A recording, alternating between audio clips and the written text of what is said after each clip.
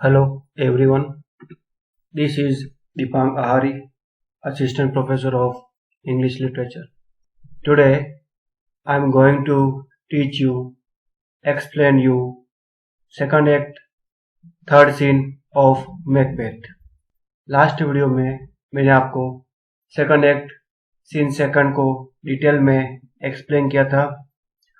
हमने ये देखा था कि मैकबेथ ने स्कॉटलैंड के किंग डंकन का मर्डर कर दिया है और उसने लेडी मैकबेथ को इस बारे में सब कुछ बता दिया है, लेकिन अब वह गिल्टी फील कर रहा है और उसे डर लग रहा है।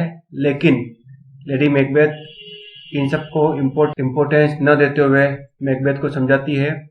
तभी कोई वहां पर आता है और नॉक नॉक की आवाज आती है। सीन सेकंड तक यहाँ तक हो गया है। अब act second scene third start होता है। Let's start. जैसा कि मैंने बताया था, एक्ट सेकंड में टोटल 4 सीन्स है। 2 सीन हम कर चुके हैं। Today I will teach you about third scene of act second. Okay, so इस एक्ट सेकंड सीन थर्ड में जो प्लेस है वो सेम है, मीन्स मैकबेथ के किले का कोर्ट इन्वर्नेस ही है। और इस सीन थर्ड में जो कैरेक्टर्स अपीयर होंगे, porter, Macduff, Lennox and Macbeth. Lady Macbeth, बैंको, मेलकॉम एंड डोनाल्ड बैन। अब एक्ट सेकंड का सीन थर्ड बिगिन होता है। फर्स्ट ऑफ ऑल पोर्टर, जो कि द्वारपाल होता है, वह स्टेज पर अपीयर होता है और खुद से ही बात करने लगता है। वो कहता है, उसे नॉक नॉक की आवाज आ रही होती है। वो कहता है कि अगर मैं हेल का यानी नरक का पोर्टर होता, द्वारपाल होता, तो हमेशा मैं बिजी रहता और हमेशा बस दरवाजा खोलने के लिए हमेशा चाबी घुमाता रहता। मीन्स हमेशा जो गेट है, दरवाजा है हेल का, नरक का, खोलना बंद करने के लिए, उसे मैं हमेशा खोलता रहता, बंद करता रहता। मुझे बिल्कुल टाइम ही नहीं मिलता, मैं बिल्कुल फ्री ही नहीं होता, क्योंकि आजकल लोग इतना पाप कर रहे हैं, इतने पापी हो चुके हैं कि हमेशा कोई ना कोई मरता रहता है इस दुनिया में। और हमेशा ये नरक का जो गेट है वो हमेशा आने जाने के लिए बिजी रहता। फिर उसे दूर से नॉक नॉक की आवाज आती है, तो वो इमेजिनेशन करते हुए कहता है, कौन नॉक नॉक कर रहा है? फिर कहता है, ओ यह तो एक फार्मर है, एक किसान है, जो कि नरक में, हेल में एंट्री कर रहा होता है। कहता है कि इसको बहुत अच्छी फसल होने की उम्मीद थी, लेकिन अच्छी फसल नहीं हुई, इस वजह से इसने सुसाइड कर लिया। और जो लोग सुसाइड करते हैं उनको हेल में जगह मिलती है। द्वारपाल उस किसान को बोलता है कि मुझे उम्मीद है कि तुम अपने पास बहुत सारे रुमाल लाए होंगे, ताकि तुम, क्योंकि यहाँ बहुत ही ज्यादा गर्मी है, ताकि बहुत सारे रुमाल लाने से तुम अपने बॉडी जो भी पसीना होगा उसको तुम साफ कर सकते हो। किसान अंदर गया ही होता है, तभी फिर से नॉक नॉक की आवाज आती है। द्वारपाल पूछता है, अब कौन आया है? तभी एक पादरी आया होता है, जो कि धर्म के नाम पर लोगों से झूठ बोलता रहता है, लोगों को फंसाता रहता है। वह धर्म के नाम पे, रिलीजन के नाम पर, दोनों तरफ से, गॉड की तरफ से भी और शैतान की तरफ से भी, दोनों तरफ से काम करता है। इस तरह से वो लोगों को बेवकूफ बनाता रहता है, बेईमानी करता है, लोगों से धोखा करता है और पैसे कमाता है। अब मरने के बाद उसको भी नरक में जगह मिली है, अंदर जा ही रहा होता है, तभी फिर से नॉक नॉक की आवाज आती है। इस बार द्वारपाल, पोर्टर परेशान होकर पूछता है कि अब कौन आया है? तभी एक इंग्लिश टेलर अंदर आता है। उसको हेल में इसलिए भेजा गया है क्योंकि उसको जो कपड़ा दिया गया था एक फ्रेंच गारमेंट सिलने के लिए, उसने उस कपड़े में से कुछ कपड़ा चोरी कर लिया। तो उस चोरी करने के लिए उसको ये सजा मिली है और वह नरक में आया है। पोर्टर उसको कहता है कि तुम भी आ जाओ और तुम्हें भी यहाँ पे प्रॉपर पनिशमेंट मिलेगा। वो इस तरह से नॉक नॉक की आवाज आई रही होती है और द्वारपाल अपने ही सपनों में खोया होता है, क्योंकि ये बहुत रात का समय होता है और उसे लग रहा होता है कि रियल में कोई खटखट नहीं कर रहा है, कोई नॉक नॉक नहीं कर रहा है, बल्कि यह सब उसके ड्रीम में चल रहा है। तो अब नॉक नॉक की आवाज बहुत तेजी से आती हुई सुनाई देती है। फिर पोर्टर अपने ख्यालों से बाहर आता है और कहता है, हाँ हाँ मैं अभी आ रहा हूं। ऐसा कह के वह गेट को ओपन करने के लिए जाता है। तो जैसे ही पोर्टर मेन गेट ओपन करता है, मैकडफ और लेनॉक्स स्टेज पर अपीयर होते हैं, वहां एंट्री करते हैं। मैकडफ एंट्री करते ही पूछता है पोर्टर को कि तुम क्या कर रहे थे? क्या तुम रात को इतनी देर से सोए थे कि तुमको जगाने में इतनी देर लगी और तुमको उठने में इतनी देर लग गई और तुम अभी तक बिस्तर पे ही पड़े हो? पोर्टर कहता है, यस सर, हम रात को 3 बजे तक लिकर पी रहे थे, शराब पी रहे थे और मस्ती कर रहे थे, जिस वजह से मेरी नींद बहुत गहरी थी और मैं टाइम से जग नहीं पाया। सर, जो शराब होती है वह 3 चीजों को मुख्य रूप से भड़काती है या बढ़ाती है। तो मैकडफ पूछता है कि वे कौन सी 3 चीजें हैं जो शराब पीने के बाद लोगों को विशेष रूप से उत्साहित करती है, भड़काती है। तब पोर्टर एक फेमस कोटेशन बोलता है, marry sir, nose painting, sleep and urine. Lechery sir, it provokes and अनप्रोवोक्स।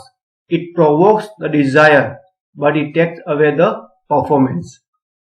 Porter के इस डायलॉग का मीनिंग यह है कि पोर्टर कहता है कि शराब पीने के बाद नाक लाल हो जाती है और नींद बहुत आती है और यूरिन भी बहुत आता है, और जिस तरह से लेचरी मीन्स लंपटता कुछ प्रोवोक करती है, उत्साहित करती है और कुछ खत्म कर देती है, उसी तरह से शराब क्या करती है, डिजायर को तो प्रोवोक करती है, डिजायर को तो उत्साहित करती है, लेकिन जिस डिजायर को, जिस काम को करने की डिजायर ये प्रोवोक करती है, लेकिन जो परफॉर्मेंस है, काम करने की जो एफिशिएंसी है, उसको ये ले जाती है।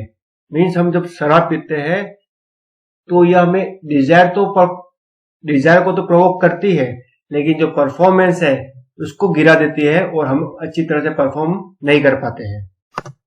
इस वजह से शराब पीने के बाद मैं ऐसी हालत में हूं और बिल्कुल गहरी नींद में था।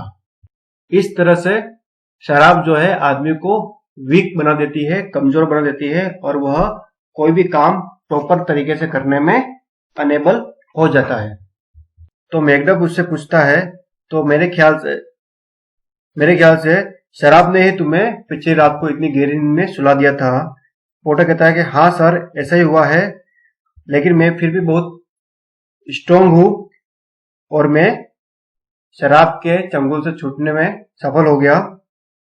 मैकडफ पूछता है कि क्या तुम्हारे मालिक जाग गए हैं? मैकबेथ जाग गया है? आई थिंक हमारी खटखटाहट ने उनको भी जगा दिया होगा। देखो, मैकबेथ वहां से आ रहा है। तो तभी मैकबेथ की स्टेज पर एंट्री होती है। मैकबेथ एंट्री करते ही दोनों को गुड मॉर्निंग बोलता है। लेनॉक्स भी गुड मॉर्निंग करता है। मैकडफ मैकबेथ को पूछता है कि क्या सम्राट जग गए हैं? मैकबेथ कहता है, नहीं, अभी नहीं जगे हुए हैं। तो मैकडफ कहता है कि उन्होंने मुझे अर्ली मॉर्निंग जगाने के लिए बोला था, इसलिए मैं यहाँ आया हूं, लेकिन मुझे देर हो गई आने में, उनको जगाने में। मैकबेथ कहता है कि मैं तुमको उनके पास ले चलूंगा, उनके रूम की तरफ ले चलता हूं और तुम उनको जगा देना। मैकडफ कहता है कि मुझे पता है कि अभी बहुत लेट नाइट हो गई है और आप सो रहे होंगे, आपको परेशान करने के लिए सॉरी। मैकबेथ कहता है, इसमें सॉरी बोलने की कोई जरूरत नहीं है, आपका ये काम है और ये रहा किंग डंकन के रूम में जाने का दरवाजा। आप इसमें से होके जा सकते हैं और किंग डंकन को जगा सकते हैं। मैकडफ किंग डंकन को जगाने के लिए चला जाता है। लेनॉक्स मैकबेथ को पूछता है कि क्या किंग डंकन आज फिर से जा रहे हैं यहां से? मैकबेथ कहता है, हाँ, वो आज यहां से जा रहे हैं, उन्होंने ऐसा ही प्लान किया था। तब लेनॉक्स मैकबेथ को बताता है कि जो लास्ट नाइट थी बहुत ही टेरिबल नाइट थी, बहुत ही भयानक नाइट थी और जो हमारे घर के जो चिमनियां थी वो उड़ गई थी। कल रात को इतना भयंकर तूफान आया था। और आगे लेनॉक्स एक फेमस कोटेशन बोलता है, lamenting heard in the air strange screams of death and prophesying with accents terrible। इस कोटेशन का मीनिंग है, लेनॉक्स कहता है कि मैंने लोगों से ये सुना है कि रात को इतनी भयंकर हवा चल रही थी और ऐसा लग रहा था जैसे कि वो हवाएं किसी के रोने की, किसी चिल्लाने की, विलाप करने की आवाज हो, इस तरह से हवाएं चल रही थी। और हवा इतनी भयंकर और ऐसी चल रही थी जो कि हॉरिफाइंग कर रही थी, डरा रही थी, हॉरिबल थी। और ऐसा लग रहा था जैसे कहीं पे कुछ न कुछ बुरा हुआ है, भयंकर घटना हुई है। लोगों का कहना है कि कुछ न कुछ गलत हुआ है, इसलिए हमें ऐसी सभी आवाजें सुनाई दे रही है, ऐसा सब कुछ हो रहा है। और कुछ लोग ये भी कह रहे थे कि रात को भूकंप आया था, धरती कांप रही थी और रात भर जो उल्लू है वो रात भर अपनी आवाज कर रहा था, ऐसा लोग कह रहे थे। तो ये कल की जो रात्रि थी वो बहुत ही अपशकुनी थी, बहुत ही खराब थी। लेनॉक्स की बात सुनकर मैकबेथ भी कहता है कि हाँ, कल की जो नाइट थी बहुत ही वाइल्ड थी और बहुत ही वायलेंट थी। तभी लेनॉक्स मैकबेथ की बात सुनकर कहता है कि आज रात तक मैंने कभी भी इतनी भयंकर रात और इतनी डरावनी रात आज तक कभी नहीं देखी। मैंने पहली बार इसी रात देखी जिसमें ऐसी भयानक हवाएं और भयंकर आवाजें सुनाई थी। लेनॉक्स और मैकबेथ बातें कर ही रहे होते हैं, तभी मैकडफ की एंट्री होती है। तो जैसे ही मैकडफ स्टेज पर अपीयर होता है, स्टेज पर एंट्री होती है, मैकडफ का जो फेस होता है उसका एक्सप्रेशन बिल्कुल डराने वाले होते हैं। वो आते ही कहता है, हॉरर हॉरर हॉरर।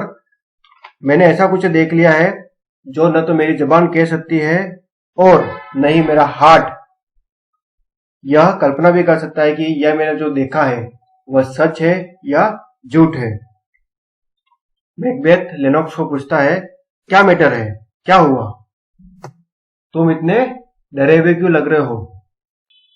तो मैकडफ डरते हुए कहता है कि अब डिस्ट्रक्शन जो है ने अपनी लिमिट क्रॉस कर दी है और हमारे सम्राट किंग डंकन की हत्या कर दी गई है, मर्डर कर दिया गया है। कुछ अपवित्र लोगों ने जो है ऐसा काम किया है। तो मैकबेथ शॉक होते हुए कहता है, आप क्या कहना चाहते हो, किसका मर्डर हो गया है? तो लेनॉक्स कहता है, लेनॉक्स फिर से मैकडफ को पूछता है कि आप क्या कहना चाहते हो कि सम्राट का मर्डर हो गया है, किंग डंकन का मर्डर हो गया है? मैकडफ कहता है, तुम खुद ही किंग डंकन के रूम में जाओ और खुद ही देखो उस भयानक दृश्य को। मुझसे कोई प्रश्न मत करो, खुद जाओ और खुद देखो और फिर इस बारे में आकर मुझसे बात करो। यह सुनकर मैकबेथ और लेनॉक्स वहां से चले जाते हैं। तो मैकडफ बोलने लगता है कि सब लोग जाग जाओ और खतरे का जो अलार्म है उसको बजा दो, क्योंकि हत्यारे सफल हो गए हैं। बेनको, डोनाल्ड, मेलकॉम सब जाग जाओ।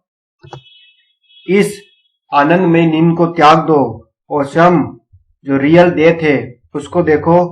तुरंत उठो और इस भयानक सीन को देखो। अपनी नींद से जग जाओ और देखो कि कितना भयानक काम हो चुका है, सम्राट डंकन का मर्डर हो गया है। और फिर कहता है, खतरे की घंटी को बजा दो। तो खतरे की घंटी बज जाती है। अब इस सीन थर्ड का नेक्स्ट पार्ट हम नेक्स्ट वीडियो में देखेंगे और अच्छे से समझेंगे। Thank you.